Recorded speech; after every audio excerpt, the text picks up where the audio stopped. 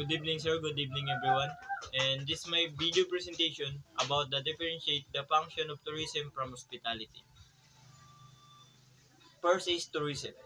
Tourism is encompasses the entire experience of traveling, including planning, transportation, accommodation, activities, and overall travel.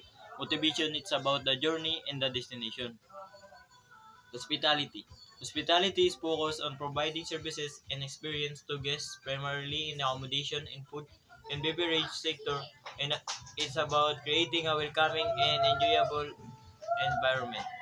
So, the differentiate of tourism and hospitality. Sa tourism po is, ito po yung mag-aasikaso sa guests sa gusto nilang puntahan. Example po is, pupunta po kayo ng Coron, so may isang traveling tour na mag-aasikaso sa inyo. So, sila na po yung bahala na mag-aasikaso sa inyo sa mga pupuntahan nyo or sa mga gusto nyong activities na ma-experience dito sa Coron. And sa hospitality naman po is, pagkatapos po travel ng isang guest, hahanap po yan sila ng isang hotel or mapapahinga na comfortable sila.